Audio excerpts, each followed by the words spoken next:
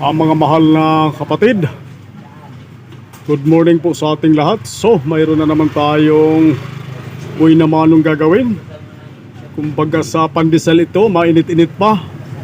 Ang brand nito na amplifier ay Sakura na 733 US. Nag-brand na naman kagad ng maaga itong aking mahiwagang cellphone antique na cellphone. So, ang naging problema daw nitong Sakura na ito mga bro, nag-alis-alis lang ng may-ari nito kasi pina-check muna, pina-estimate kung magkano daw abutin.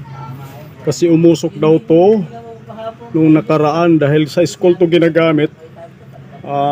Umaga daw hanggang gabi halos yata ginamit dahil may may camping daw kung tawagin. Kaya binuksan namin to at binuksan namin, tiningnan natin yung pinaka-main amp mga bro. Napakasunog din. Yan, kung makikita nyo mga bro yan, i-focus ko lang talagang sunog na sunog yung kanyang salip channel na kung dito tayo nakapokus sa kaliwang bahagi ng channel natin. Sa kabila okay naman, wala naman tayo nakitang sunog. So ito lang yung kabila ang napuruhan na channel.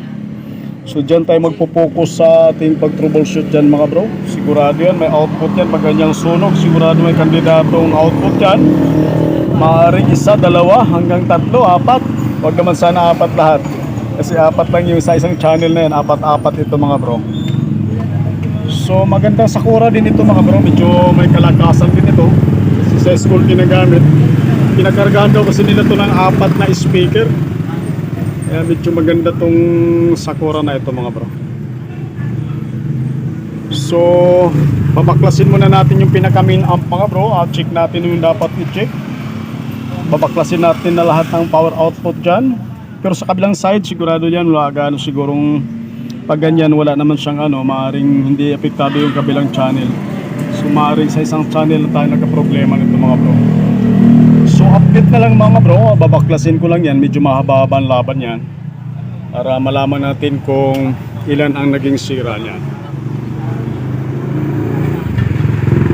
Babaklasin lang natin para magkaalaman na. Salamat pala mga bro sa palagi niyong suporta sa ating munting channel. At sana tuloy-tuloy pa rin yung ating suporta sa isa't isa mga bro.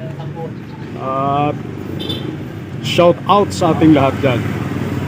Sana nasa mabuting kalagayan kayong lahat mga bro. So babaklasin ko lang mga bro, update ko lang mamaya, medyo mabahaba na naman yung ating panimula. Tuloy natin itong ating ginagawa na Sakura na 733 mga bro. So nabaklas na natin lahat ng power output na 8. Yun nga mga bro, isa lang nakatakas dun sa isang channel natin. Yung may check na yan, mga shorted na yan mga bro. Itong tatlo na to, isa lang ang nakaligtas sa kanya. Puti hindi naging apat, tatlo. Medyo matindi talagang nadali. Tapos itinir muna natin tong mga nasunog dito. Baklasin natin yung mga natustang pyesa kasi medyo marami-rami yan. Buti nakaligtas yung isang power output. Sa kabila naman okay naman lahat, wala namang naging shorted. So ititinir ko lang ito mga bro at babaklasin natin lahat ng sunog dyan at mga posibleng sira pa. At hindi pa gano'n, biyak-biyak talaga nawarak yung transistor na iba. Yung drive na to sigurado masibak din to, pero check na rin natin lahat. Yung mga resistor pang tostado mga bro. So check na lang, update na lang uli mamaya mga bro. Isa-isahin pa natin yan, medyo mahaba ang laban yan. Update na lang uli mamaya. So tuloy natin mga bro itong ating Sakura na ginagawa na 733. Sa ngayon ito lahat ang nakita nating naging sira mga bro. Medyo marami-rami. Yung lahat ng mga resistor dyan, nag-open na yan mga bro. Tapos yung mga transistor naman, nag-shorted na lahat. So napalitan na natin lahat yung mga dyan, yung nakita natin mga sira mga bro. So try natin ikabit sa kanyang transformer. Titingnan natin kung mag-normal na yung bias. Tapos pag nag-normal na lahat ng bias voltage nya, saka natin ikabitan ng panibago mga power output transistor.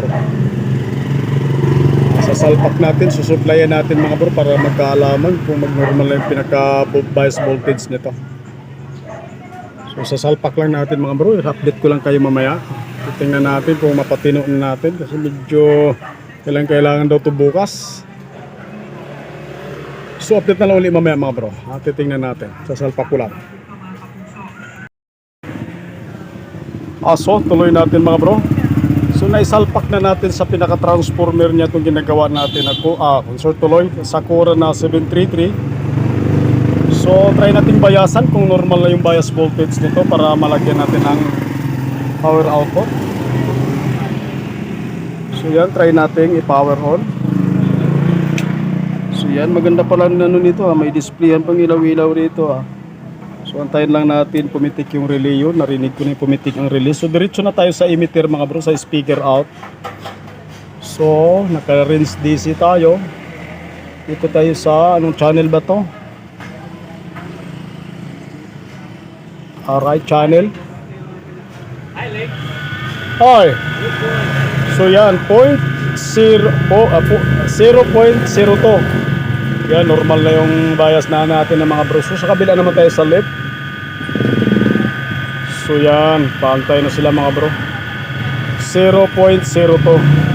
So safety na yung ano natin. Pwede na tayo magkabit ng ano niyan. Yan. 0.02. Yan mga bro. So pag mga ganyang bias, normal na yan mga bro. Hindi na tayo ano niyan. So try natin lagyan ng ano. Subukan ko lagyan ng ano kung kaparehas to sa 502 na kahit walang output kung tutunog siya. So patayin muna natin. Try natin kapitan na ang tweeter kung ano,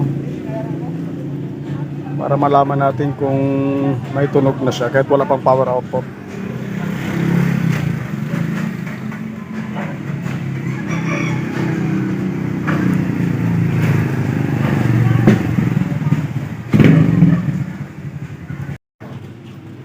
So tuloy natin itong mga ating ginagawa na Sakura mga bro.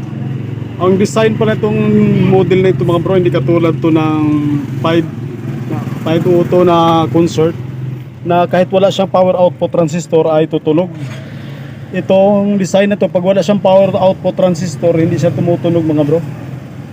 Kaya kinabit na natin lahat yung pinaka power output niya para malaman natin kung okay na siya. So yan, kinabit na natin lahat yan. So power on natin. Kapitan muna natin siya ng ano, kasi normal na yung bias niyan, so kaya safety na yung ating power output. So kinabit natin muna i-tweeter, mamaya natin ikabit yung malaking speaker. Power on tayo. Kinabitan natin ng DVD player yan mga bro. So tweeter na muna gamitin natin. So volume tayo.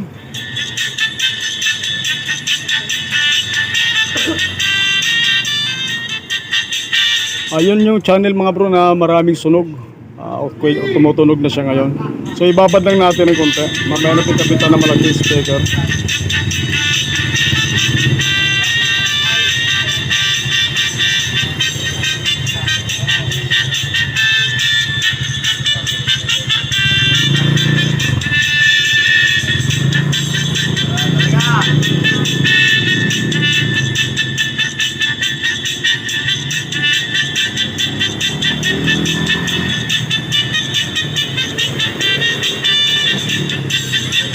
So ilipat naman natin sa kabilang channel.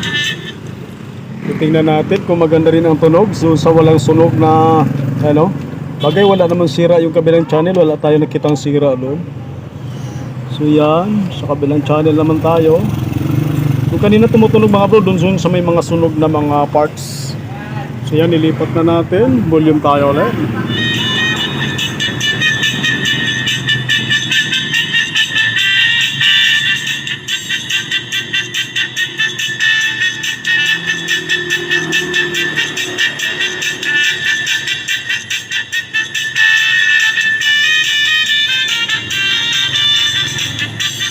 So okay rin siya mga bro. Pwede natin kabitan na malaking speaker to para malaman natin kung maganda ang tunog. Kasi sa ngayon Twitter lang ginagamit natin.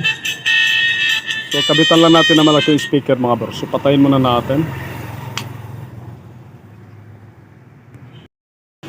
Ito na mga bro, kinabitan na natin na malaking speaker itong ating ginagawa na Sakura na EB-733 US. So Power on tayo. Alamin natin kung maganda ba ang tunog nito.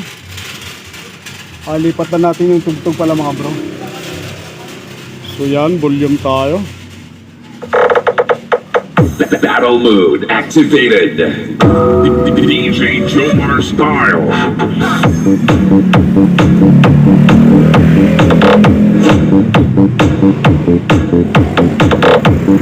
Maganda pala tumunog tong tsakura na to mga bro. So babad lang natin ha. Asu. Ang lupit. Ari mo. Sampulan na ka. Boss Dake.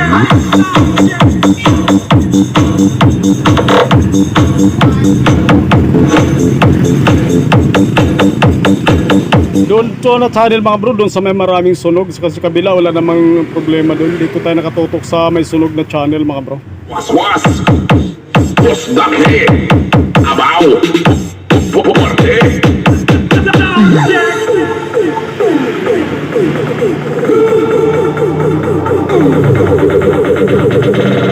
Tumbahan kamayan ka na nakapukyap o bomba.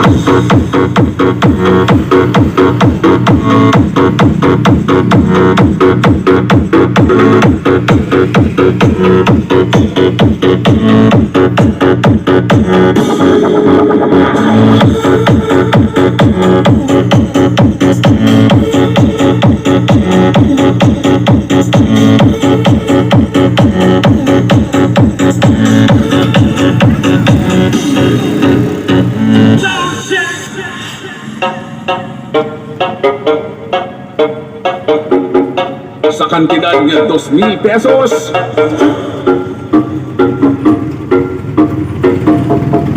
Pumbahan na masumog amplifier.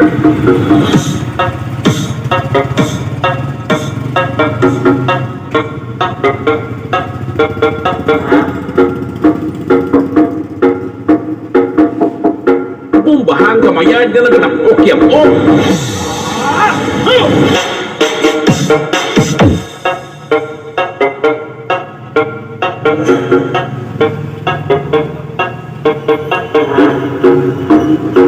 Pumbahan tudo abot mapingas untuk kaupon mo.